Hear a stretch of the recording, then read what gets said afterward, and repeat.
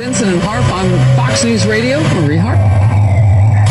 News alert: the White House and Republican lawmakers are pushing back as House Judiciary Committee Chairman Jerry Nadler has ramped up investigations into President Trump, demanding documents from 81 people and organizations in the president's orbit, alleging obstruction of justice by the president and other abuses of power.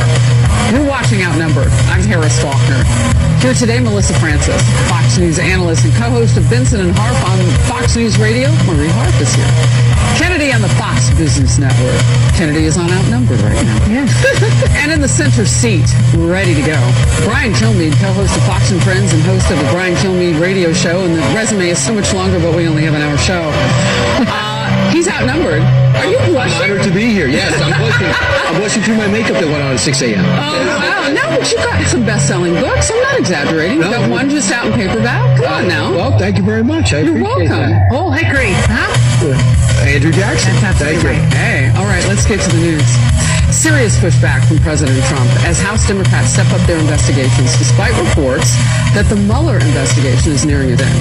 The president tweeted this: now that they realize the only collusion with Russia was done by crooked Hillary Clinton, and the Democrats Nadler, Schiff, and the dim heads of the committees have gone stone cold crazy. 81 letter sent to innocent people to harass them. They won't get anything done for our country! Exclamation point. White House Press Secretary Sarah Sanders in a statement saying, quote, Democrats are harassing the president to distract from their radical agenda of making America a socialist country, killing babies after they're born, and pushing a Green New Deal that would destroy jobs and bankrupt America, end quote. Meanwhile, Republican Senate Judiciary Committee member John Cornyn suggesting Democrats are getting desperate as the Mueller probe winds down. Watch. They're worried that Mueller report will come up with basically nothing against the president as regards collusion. So that's why I think they're launching this full-frontal assault, which, as I said, is a prelude to impeachment and will make sure that we can't get anything else done. But Democratic House Judiciary Chair Nadler last night said Democrats are simply doing their jobs. Congress is a check on the executive and the president and vice versa. You must have that check. And we have to protect the rule of law. And that means we have to investigate and hold hearings and lay out for the American people if the administration is involved in abuses of power or obstruction of justice. So, Brian Kilmeade, is this just simply them doing their jobs? I don't think so. I mean, if you look at David Axelrod, who tweeted this out. Yeah, and you see this, he's running the campaign for Barack Obama twice, and he can be fair on his podcast, and he said this in a tweet: maybe I'm missing something, but the hazard of omnibus document demands by House Judiciary versus discrete serial ones is that however legitimate the areas of inquiry are, the wide-ranging nature of it plays into the witch hunt meme. Which does. This is all over the place. This is everything that ever might have happened. Adam Schiff threw out something on Sunday from another committee saying, we think Russia might be laundering money through the Trump Organization. What is that based on? Benghazi, the investigation was on an attack. The IRS was based on specific incidents. This is, we're going to keep looking through 50, 80 people until we find something. And I just think that's what the American people really have patience for. In a way, it plays to the Republican narrative. Yeah, Marie, I don't know what the nod means from you if you're agreeing with Brian, so I'm just going to start there. Do you think any of what Brian is saying, based on history too, could the Democrats overreach here? Well, there's always a danger of Democrats overreaching, and they need to be very careful about that. While they conduct these investigations, they need to keep pushing forward a policy agenda. They'll be voting on several bills this week on positive policy items, so those will be happening at the same time. But on the investigations, look, I think it is very clear throughout the last several years that the more information that... Hey guys and gals, my name's Jason Bond, and I teach people how to trade stocks. I use three patterns.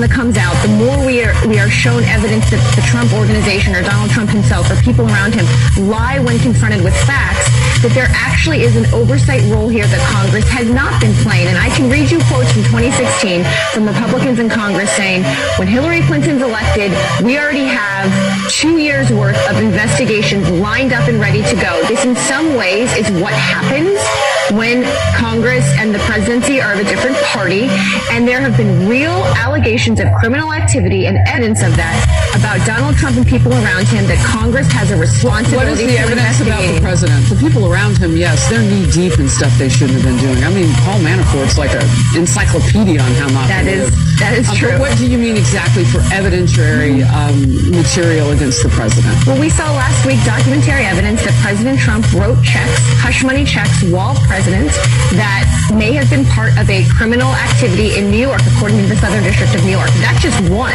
And not to mention the criminal piece, he lied about it publicly, repeatedly. So even, the bar is in criminal activity. When the president is caught lying repeatedly to the American people, I do think Congress has a right. There you go. No, he wrote a check to Michael Cohen, his personal attorney. He is clearly a Russian operative. I didn't say that.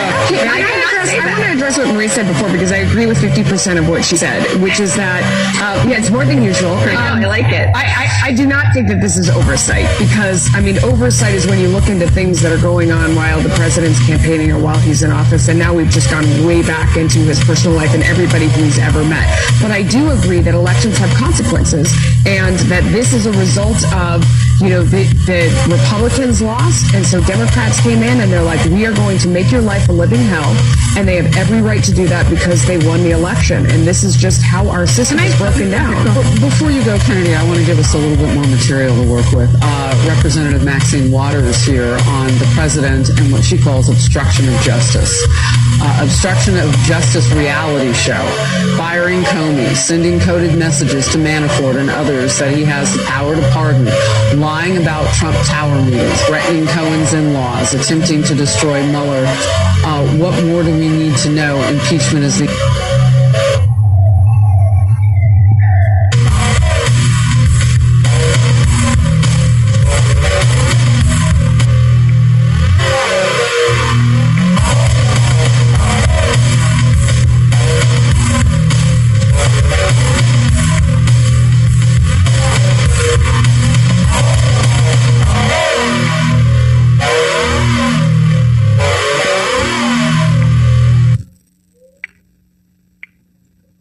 I've heard Joel Embiid change his nickname from The Process to Hulu has live sports.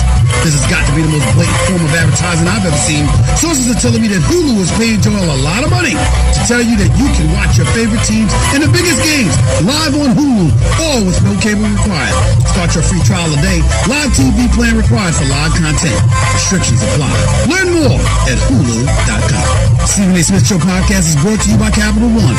Capital One is reimagining banking, offering accounts with no fees or minimums that can be opened in 5 minutes.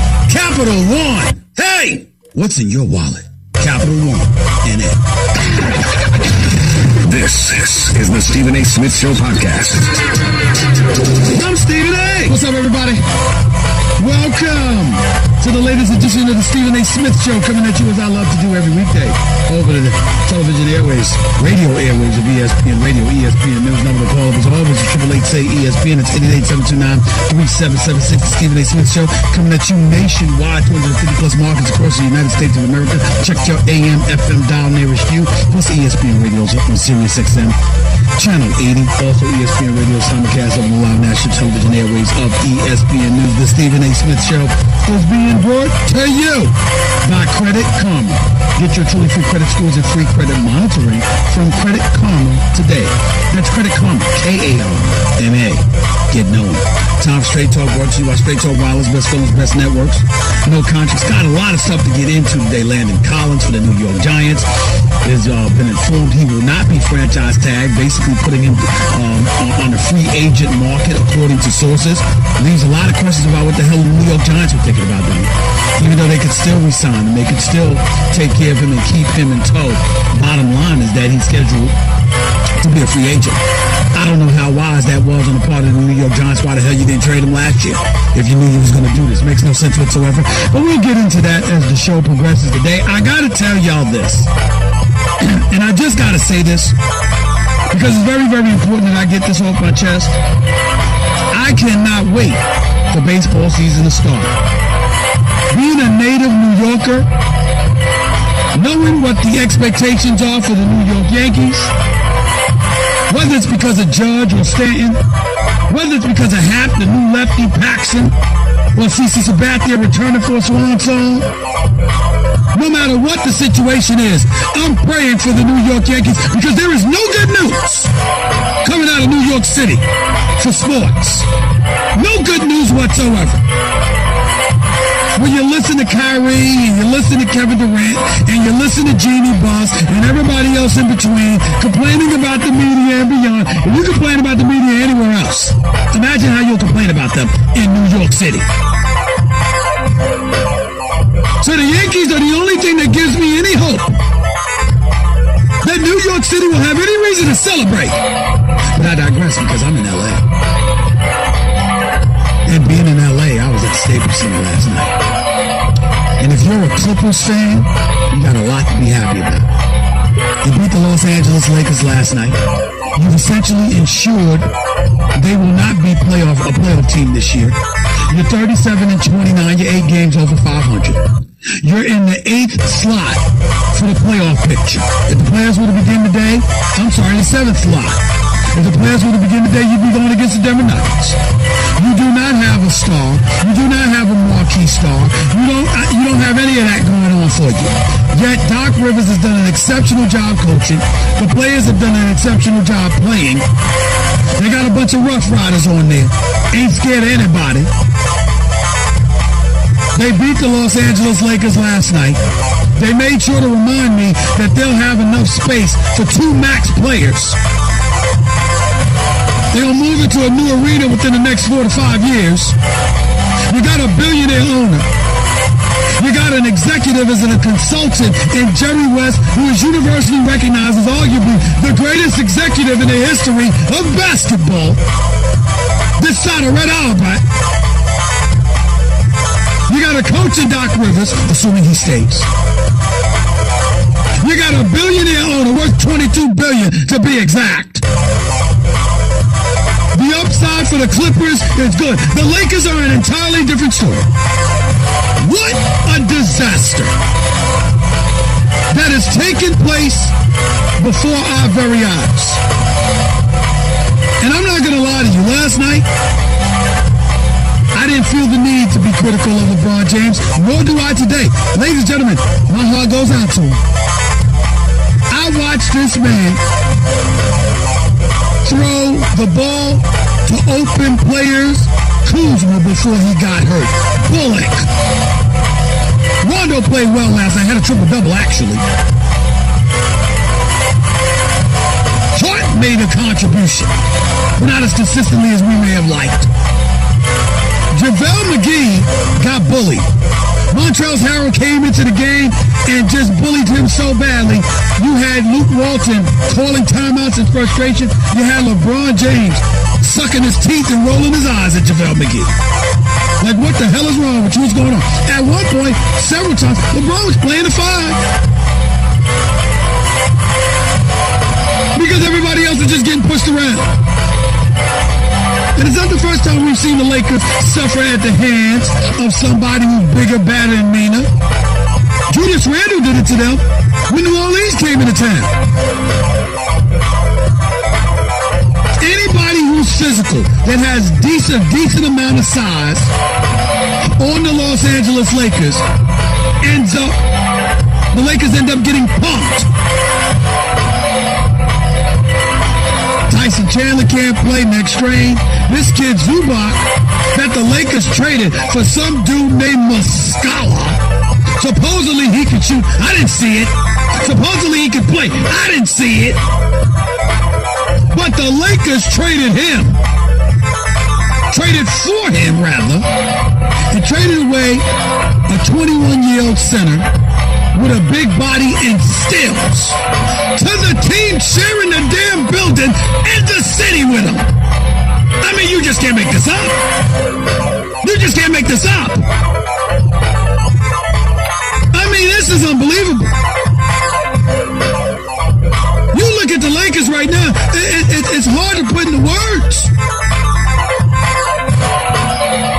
And I'm going to tell you right now, it's a mess.